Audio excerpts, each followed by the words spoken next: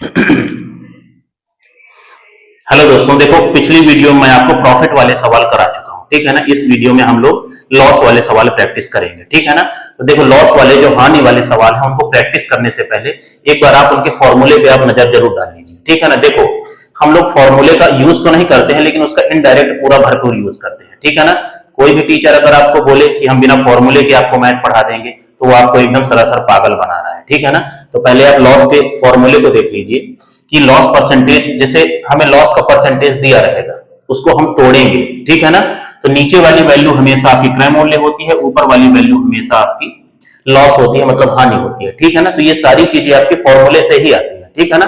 कोई नया इन्वेंशन, कोई चमत्कार नहीं होने वाला यहाँ पे, ठीक है ना। देखो तो फॉर्मूले पे पहले आप नजर डाल लो कि लॉस परसेंटेज जो होता है तो उसको निकालने के लिए हम लोग ऊपर लॉस को रखते हैं, हानि को, नीचे हम लोग सीपी रखते हैं क्रय मूल्य, और परसेंटेज में बदलना है तो उसको हम 100 से गुणा कर देते हैं, ठीक है ना।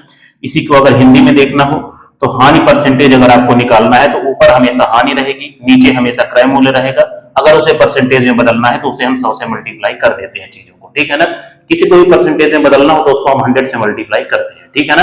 अब देखो इसी से रिलेटेड हम लोग सवाल करेंगे, ठीक है ना। देखो क्वेश्चन नंबर आपका तीसरा है, यूपी कांस्टेबल 2024 में आपका पूछा गया सवाल, बहुत ही आसान सवाल है, ठीक है ना। यहाँ पे आपको क्रय मूल्य और विक्रय मूल्य का अनुपात 15:14 दिया हुआ है, तो आपको हानि प्रतिशत आपको बताना है, ठीक है ना। देखो सवाल में आपको क्या दिया हुआ है, सीपी, क्रय मूल्य को हमेशा मैं सीपी लिखूंगा और विक्रय मूल्य को हमेशा एसपी लिखूंगा, ठीक है ना। बार बार इतना बड़ा लिखने में दिक्कत होगी। तो ये कितना है आपका 15 है और ये आपका 14 है, ठीक है ना।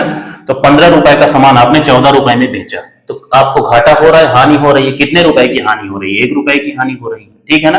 और देखो जब हम लोग हानि प्रतिशत निकालते हैं, हम लोग ये लॉस परसेंटेज हमको बताना है, ठीक है ना। तो लॉस परसेंटेज में क्या होता है, ऊपर लॉस होता है, हमने लॉस को लिख दिया है, और नीचे क्या होता है हमेशा सीपी क्रय मूल्य, ठीक है ना। तो यहाँ पे क्रय मूल्य कितना है आपका 15, तो नीचे आप 15 लिख दीजिए, तो ये आपका सीपी हो गया, और गुणे में आपका 100, क्योंकि परसेंटेज में आपको बदलना है, ठीक है ना। इसको सॉल्व कर लीजिए, कितना हो गया आपका 20 और ये बटे में 3, तो कितना हो गया आपका 20 बटे में आपका 3% आया, ठीक है ना। सवाल में आपको किसमें दिया हुआ है, इसी को सॉल्व करके दिया हुआ है, इसको और सॉल्व कर लीजिए तो कितना हो जाएगा, 3 छंग 18 और 2 6 सही 2 बटे 3%, मतलब डी पार्ट आपका आंसर हो जाएगा, ठीक है ना। तो देखो लॉस परसेंटेज के लिए देखो हमने फॉर्मूले का हमें इनडायरेक्ट यूज तो करना ही पड़ा, ठीक है ना। अगर हम ऐसा बोले कि हम बिना फॉर्मूले के मैथ पढ़ लेंगे तो ये एकदम बकवास चीज है, ठीक है ना। आप इस सॉल्यूशन को आप ध्यान से देख लीजिए, ठीक है।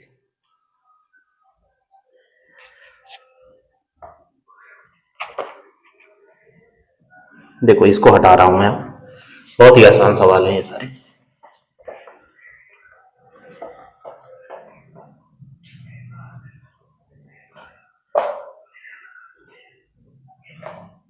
गीला ज्यादा हो गया।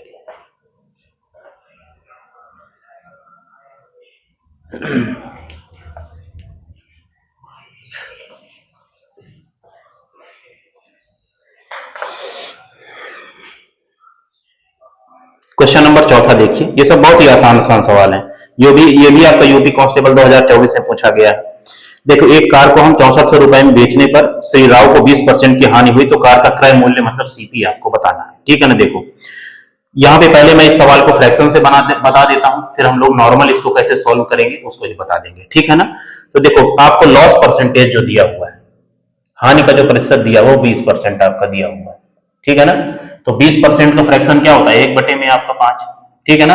20 बटे 100 लिखेंगे तो उसको सॉल्व करने पर 1 बटे 5 आएगा, ठीक है ना। आप देखो ये लॉस का फ्रैक्शन है, ठीक है ना। तो लॉस के फ्रैक्शन को आप लॉस के फॉर्मूले से आप जो है कंपेयर करिए, ठीक है ना। तो इसमें क्या होता है, जो नीचे वाली वैल्यू होती है वो हमेशा क्रय मूल्य होती है सीपी, और ऊपर वाली वैल्यू हमेशा आपकी लॉस होती है, ठीक है ना। इस चीज को आपको हमेशा ध्यान रखना है कि कभी भी आपका लॉस वाला परसेंटेज होगा, एक चीज आप दिमाग में बैठा लीजिए, आपको चाहे प्रॉफिट हो, लाभ हो, या लॉस हो या हानि हो, तो हमेशा वो क्रय मूल्य पर आपको होती है, ठीक है ना। तो उसके फ्रैक्शन में नीचे हमेशा आपका क्रय मूल्य ही होगा, ठीक है ना। कभी ऐसा नहीं हो सकता कि नीचे विक्रय मूल्य हो, एसपी हो, ठीक है ना। कभी भी आपको प्रॉफिट या लॉस होता है तो हमेशा क्रय मूल्य पर होता है, सीपी पर होता है, ठीक है ना। तो अगर प्रॉफिट का फ्रैक्शन होता तो ऊपर आपका प्रॉफिट होता, लाभ, ये लॉस का फ्रैक्शन है तो ऊपर आपका लॉस होगा, ठीक है ना। सीपी की वैल्यू आपकी फिक्स है, दोनों में जो नीचे वैल्यू होगी वो क्रय मूल्य सीपी की होगी, ठीक है ना। अब देखो क्या है आपके पास, देखो क्या है कि 5 रुपए का सामान आपने 1 रुपए की हानि पर बेच दिया, तो आपके पास विक्रय मूल्य कितना आया, देखो आपका 5 रुपए का सामान आपने 1 रुपए की हानि पर बेचा, मतलब 4 रुपए में आपने बेच दिया, ठीक है ना। अब देखो सवाल में आपको क्या दिया है, सवाल में आपको विक्रय मूल्य आपका 6400 दिया हुआ है, ठीक है ना। तो इसी 4 की वैल्यू आपके पास 6400 है, ठीक है ना। तो 1 यूनिट की वैल्यू कितनी हो जाएगी, 16 चौको 64 होता है, मतलब 1600 हुई। 1 यूनिट की वैल्यू आपके पास 1600 है, ठीक है ना। सीपी आपके पास क्या है, आपका 5 यूनिट है, ठीक है ना। तो 1600 का 5 गुना, भाई 1 यूनिट की वैल्यू 1600 है, तो 5 यूनिट कितनी हो जाएगी, 1600 गुणे में आपका 5, मतलब 5 गुणे में आपका 1600, ठीक है ना। तो कितना हो गया, 16 पंचे 80 और उसके आगे 2 जीरो लगा दो, तो ये आपका क्रय मूल्य आ गया, ठीक है ना। अगर आपसे हानि पूछता, मतलब लॉस आपको बताना है, तो देखो 1 यूनिट की वैल्यू आपकी 1600 है और लॉस भी आपका 1 यूनिट है, तो हानि कितनी हो जाएगी आपकी 1600, ठीक है ना। आप 8000 में से 1600 आप माइनस करेंगे तो आपको 6400 आपका मिल जाएगा, ठीक है ना, जो विक्रय मूल्य आपको सवाल में दिया हुआ है, ठीक है ना। तो सवाल में आपसे क्या पूछा है, पहले ये देख लो, क्रय मूल्य आपको बताना है, ठीक है ना। तो क्रय मूल्य कितना हो गया, 8000 आपका आंसर हो गया, ठीक है ना। तो देखो ये तो इस सवाल को करने का फ्रैक्शन से आपका तरीका हो गया, ठीक है ना। कोई जरूरी नहीं है कि हर सवाल को हम लोग इसी मेथड से करेंगे, ठीक है ना। जब परसेंटेज आसान होते हैं तो कोई जरूरी नहीं कि हम उनको फ्रैक्शन में तोड़ें, ठीक है ना। आप पहले इसको देख लीजिए, फिर मैं दूसरा तरीका भी आपको बताता हूं, ठीक है।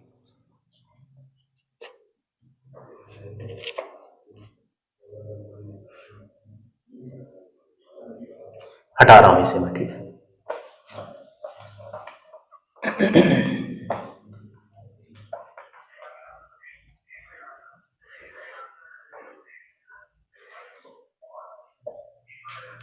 अब देखिए इस सवाल को करने का जो दूसरा तरीका है, जैसे एक कार को 64 रुपए में बेचने पर श्री राव को 20% की हानि होती है, ठीक है ना।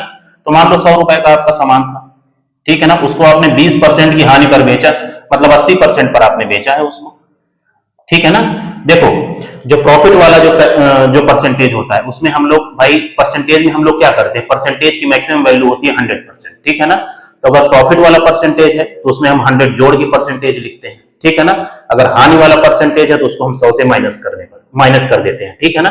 जैसे यहाँ पे क्या है कि भाई आप क्या कर रहे हैं कि 20% की हानि पर कोई प्रोडक्ट बेच रहे हैं, तो मतलब आप क्या होगा, 100 में से आप 20 माइनस करिए तो कितना बचा, 80, मतलब 80% पर आप प्रोडक्ट को बेच रहे हैं, ठीक है ना।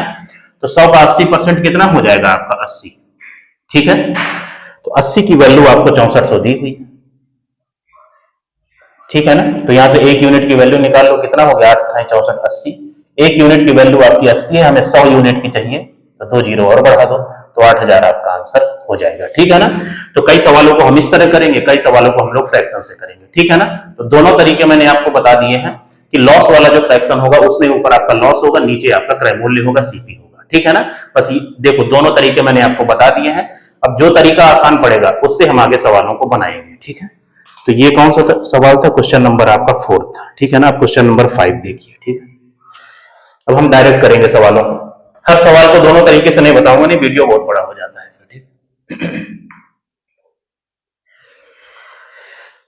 क्वेश्चन नंबर 5 देखिए, एक पेन ड्राइव को 1710 में बेचने पर एक दुकानदार को 24% की हानि होती है, तो दुकानदार के लिए पेन ड्राइव का क्रय मूल्य आपको बताना है, ठीक है ना। देखो जब भी आपको आसान आसान परसेंटेज दिए हो, 20%, 24%, 30%, 40%, तो इनको आपको 100 मान के ही सॉल्व करना है, ठीक है ना। तो मान लीजिए आपकी जो पेन ड्राइव थी वो आपकी 100 रुपए की थी, ठीक है ना, उसका ये क्रय मूल्य है, ठीक है ना। तो उसने क्या किया, उसको 24% की हानि पर बेचा, ठीक है ना।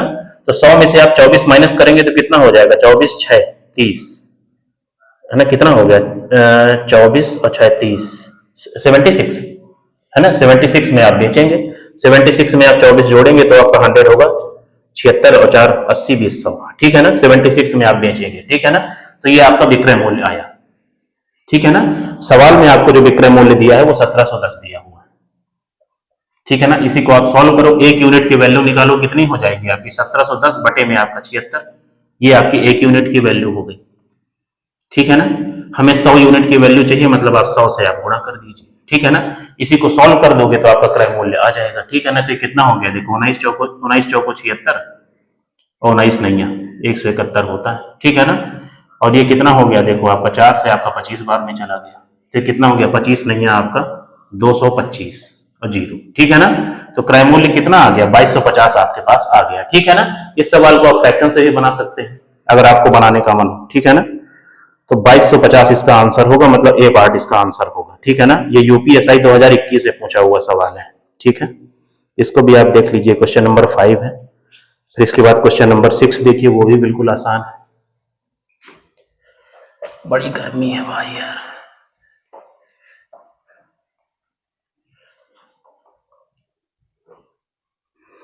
क्वेश्चन नंबर 6 देखिए, बिल्कुल सिमिलर सवाल है इसके पहले वाला जैसा था। 16,669 रुपए में एक घड़ी को बेचकर एक आदमी को 21% की हानि हुई, तो घड़ी का क्रय मूल्य आपको बताना है। ठीक है ना, तो मान लो जो घड़ी थी आपकी 100 रुपए की थी, ठीक है ना, आपने 21 रुपए की हानि पर उसको बेचा है। ठीक है ना, तो 100 में से 21 माइनस करोगे तो कितना हो जाएगा आपका? 79। ठीक है ना, तो सवाल में आपको विक्रय मूल्य कितना दिया हुआ है? देखो 79 यूनिट की वैल्यू आपकी 16,669 दी हुई है, 16,669 इतनी दी हुई है। ठीक है ना, तो एक यूनिट की वैल्यू क्या हो जाएगी आपके पास भाई? ये 79 आपका नीचे चला जाएगा। ठीक है ना, हमें 100 यूनिट की वैल्यू चाहिए, मतलब आप 100 से आप गुणा करेंगे। ठीक है ना, तो ये आपका आंसर होगा। ठीक है ना, लेकिन ध्यान से सुनिए, अगर आपकी ऑप्शन में नजर है, एग्जामिनर कभी नहीं चाहता कि आप इतने बड़े डिवीजन और मल्टीप्लीकेशन आप करें। ठीक है ना, अगर आप ध्यान से सवाल को देखें तो देखो यहाँ पे 2 जीरो हटाने के बाद हमें क्या चाहिए? देखो लास्ट में आपका 9 चाहिए, तो हम किसमें 79 से मल्टीप्लाई करेंगे कि 9 आएगा। ठीक है ना, तो देखो ए पार्ट में तो आपका 2 है, तो 9 दूनी 18, इकाई का अंक 8 बनेगा, वो होगा नहीं। डी पार्ट में देखो 9 नहीं है, 81 होगा, लास्ट में इकाई का अंक 1 बनेगा, वो होगा नहीं। ठीक है ना, अब देखो बी और सी में से आपका ऑप्शन होगा। ठीक है ना, अब देखो 79 में आप 21 से मल्टीप्लाई करेंगे तो इतना बड़ा नंबर नहीं बनेगा। ठीक है ना, ये 5 डिजिट का नंबर है। ठीक है ना, तो इसका आपका बी पार्ट आपका आंसर हो जाएगा। ठीक है ना, देख के आप बता सकते हैं कि इसका बी पार्ट आंसर होगा। ठीक है ना, आप 211 में 79 से जब मल्टीप्लाई करेंगे तो ये ऊपर वाला नंबर आपको मिल जाएगा। ठीक है ना, तो आप देखो इसको आप ऑप्शन एलिमिनेट करके भी आप इसको सॉल्व कर सकते हैं। ठीक है ना, एग्जामिनर कभी नहीं चाहता कि आप इतने बड़े बड़े मल्टीप्लीकेशन और डिवीजन करें। ठीक है, देख लीजिए इसको आप ध्यान से।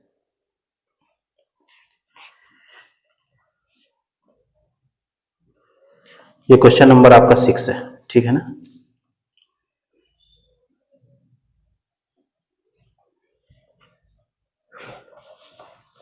बहुत सारे सवाल आप ऑप्शन की हेल्प से बना सकते हैं। ठीक है ना, अभी नेक्स्ट सवाल देखिए, वो भी उसी तरह ही है। ठीक है ना, पहले मैं इसके ऑप्शन लिख देता हूं क्योंकि ऑप्शन इसके दूसरी साइड है। देखो यहाँ पे ए है, बी है, सी है और डी है। ठीक है ना, तो यहाँ पे 3300 है, 3500 है, ठीक है ना, 3000 है और ये आपका 3200 है। ठीक है ना, अब देखो सवाल को, आप देखो सवाल में क्या है कि 2400 रुपए में एक पावर बैंक को बेचकर एक आदमी 20% का नुकसान उठाता है। ठीक है ना, मतलब 20% की उसे हानि होती है। 10% का लाभ कमाने के लिए उसे पावर बैंक को किस कीमत पर बेचना पड़ेगा? ठीक है ना, देखो इस सवाल में क्या है, मान लो पावर बैंक की जो कीमत है आपकी 100 रुपए है। ठीक है ना, ये आपका सीपी हो गया। यहाँ पे आपके पास 2 एसपी है। ठीक है ना, SP1 और SP2। ठीक है ना, पहला एसपी क्या है? आप 20% के नुकसान पर बेचते हैं। 100 रुपए का सामान था, उसको 20% के नुकसान पे बेच रहे हो, मतलब 80% पे आप बेच रहे हो, तो 100 का 80% कितना हो जाएगा? 80। ठीक है ना, और फिर क्या है, हमें 10% का लाभ पे बेचना है, मतलब 100 रुपए के सामान को 10% के लाभ पे बेचना है, मतलब 110% पे आप बेचोगे, तो 100 का 110% कितना हो जाएगा आपका? 110। ठीक है ना, अब देखो सवाल में क्या है, आपको इसी वाले विक्रय मूल्य की वैल्यू आपको बतानी है। ठीक है ना, अब देखो दूसरे वाले जो एसपी की वैल्यू है वो देखो 11 का मल्टीपल है। ठीक है ना, 11 का मल्टीपल है, मतलब जो आपका आंसर होगा वो आपका 11 से कटना चाहिए, तो केवल ए पार्ट है जो 11 से कट रहा है। ठीक है ना, तो आप यहीं से इस सवाल को आप निकाल सकते हैं। ठीक है ना, बिल्कुल भी पूरा सॉल्व करने की जरूरत नहीं है। ठीक है ना, लेकिन हम लोग कर लेते हैं। तो देखो यहाँ पे आपको जो पहला वाला विक्रय मूल्य है वो 2400 दिया हुआ है, मतलब 80 की वैल्यू आपके पास है 2400। ठीक है ना, तो 0 से 0 हो गया और ये 8 त्रिक आपका 24 हो गया। ठीक है ना, तो एक यूनिट की वैल्यू आपके पास 30 आई। ठीक है ना, तो 110 यूनिट की कितनी हो जाएगी? 30 से गुणा कर दीजिए इसको, 2 जीरो हो गए और 11 तिया आपका 33 हो गया, तो 3300 आपका आंसर हो जाएगा। ठीक है ना, लेकिन आपको हमेशा ऑप्शन पर नजर जरूर बना के रखना चाहिए। ये क्वेश्चन नंबर आपका 8 है। ठीक है ना, इसको आप ध्यान से देख लीजिए।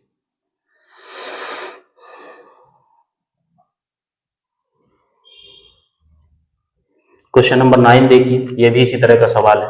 अगर आप ऑप्शन की हेल्प लेंगे तो बहुत ही आसानी से वो सवाल बन जाएगा। ठीक है, देखो इसके भी मैं ऑप्शन लिखे दे रहा हूं।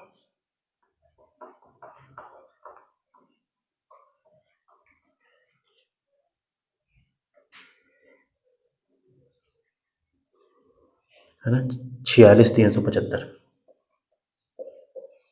4375, 43,375,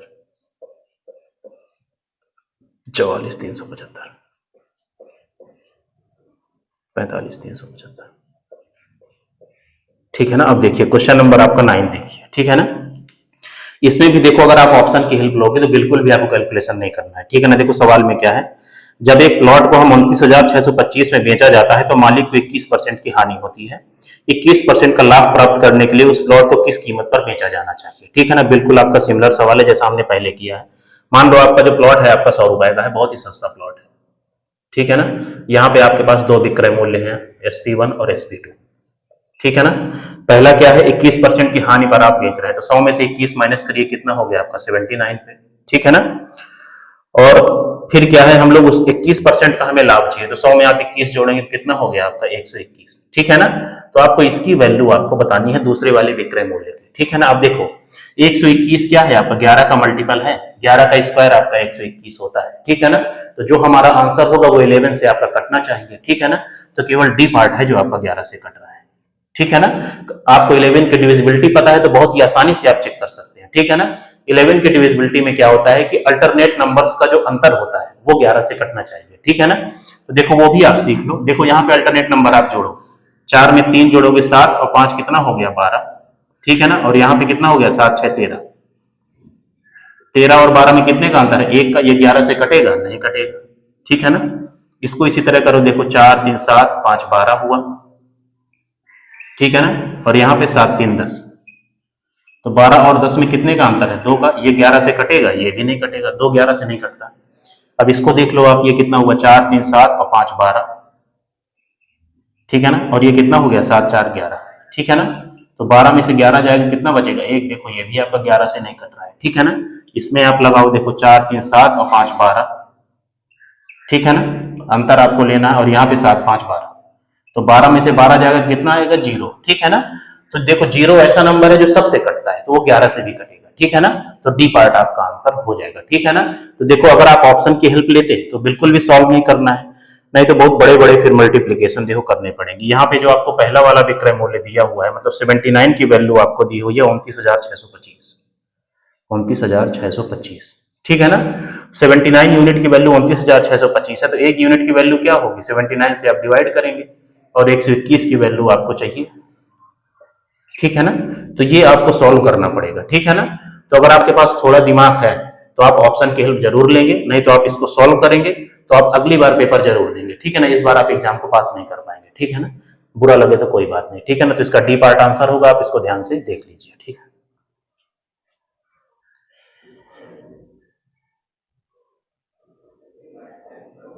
है। एक सवाल मैं और करा देता हूं, फिर वीडियो में एंड कर देता हूं, ठीक है।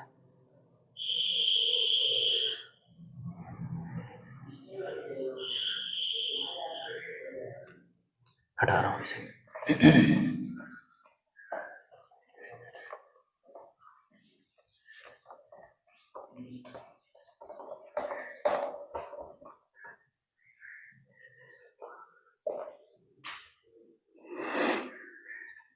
देखिए क्वेश्चन नंबर आप 12 देखिए, ठीक है ना। एक मोबाइल को 14,105 में 35% की हानि पर बेचा जाता है। यदि इसे 28,210 में बेचा गया होता तो उस पर वास्तविक लाभ या हानि प्रतिशत क्या होगी, ये आपको बताना है, ठीक है ना। देखो यहाँ पे ऊपर वाली वैल्यू जो आपको दी हुई है 14,150 और 35% की वैल्यू एक क्रय मूल्य निकालने के लिए दी हुई है, ठीक है ना। क्योंकि आपको लाभ और हानि प्रतिशत आपको बताना है, तो जब तक आपको सीपी या क्रय मूल्य की वैल्यू नहीं पता होगी तब तक आप लाभ और हानि प्रतिशत नहीं बता पाएंगे, ठीक है ना। क्योंकि हमेशा आपको लाभ या हानि जो होती है वो क्रय मूल्य पर होती है, ठीक है ना। इसको आप दिमाग में बैठा लीजिए, ठीक है ना। तो मान लीजिए जो मोबाइल था वो आपका 100 रुपए का है, बहुत ही सस्ता मोबाइल, ठीक है ना। आपने 35% की हानि पर आपने बेच दिया, तो कितने में बेचेंगे आप 65 रुपए में। 100 में से 35 माइनस करोगे तो कितना हो गया 65 और 5 70 30, 65 में ही, ठीक है ना। 65 की वैल्यू आपके पास है 14,105, ठीक है ना। तो एक यूनिट की वैल्यू कितनी हो जाएगी 14,105 बटे में आपका 65, हमें 100 की चाहिए, क्रय मूल्य हमने 100 माना है तो ये 100 हो गया। तो ये आपका क्रय मूल्य हुआ सीपी, ठीक है ना। और नया वाला जो विक्रय मूल्य आपको दिया हुआ है एसपी, वो कितना दिया हुआ है देखो 28,210, ठीक है ना। 28,210, ठीक है ना। कभी भी आपको परसेंटेज निकालना हो तो आपको रेशियो की हेल्प जरूर लेना है, ठीक है ना। नॉर्मली आप सॉल्व करेंगे तो बहुत टफ हो जाएगा वो कैलकुलेशन, ठीक है ना। देखो रेशियो लेने से ये फायदा होता है कि जो चीजें कट रही होती है वो हम काट लेते हैं, ठीक है ना। जैसे देखो जीरो से आपका जीरो कट रहा है, ठीक है ना। और देखो ये 14,105 जो है 2821 का 5 गुना है, आप इसको 5 से मल्टीप्लाई करेंगे तो ये मिल जाएगा। तो देखो 5 से ये कट गया आपका 5 बार में, और 65 को आप काटिए 5 से तो ये आपका 13 बार में कट गया, ठीक है ना। तो देखो यहाँ पे 10/13 बचा, ठीक है ना। तो सीपी के साइड आपका 10 बचेगा और एसपी के साइड आपके पास 13 बचेगा, ठीक है ना। तो 10 का सामान आपने 13 रुपए में बेचा तो कितने का लाभ हुआ आपका? 3 रुपए का, ठीक है ना। और लाभ परसेंटेज हम निकालते हैं तो नीचे हमेशा क्या होता है? क्रय मूल्य होता है, सीपी की वैल्यू मतलब 10 और गुणे में आपका 100, ठीक है ना। तो कितना हो गया? 30% का उसको लाभ हुआ, ठीक है ना। तो 30% इसका आंसर हो जाएगा, ठीक है ना। अब देखो इस वीडियो में इतने ही सवाल रहने देते हैं, और बाकी जो 2-3 सवाल बचे हैं तो बिल्कुल आपके इसी तरह के सवाल हैं, ठीक है ना। तो उनको आप अपने तरफ से कर लीजिए। कॉन्सेप्ट तो मैंने आपको डिस्कस ही कर दिया है, अब इस तरह के जितने सवाल आपको मिले आप उनको कर लीजिए, ठीक है ना। अब नेक्स्ट टाइप में मतलब नेक्स्ट वीडियो में हम लोग नेक्स्ट टाइप के सवाल करेंगे, ठीक है।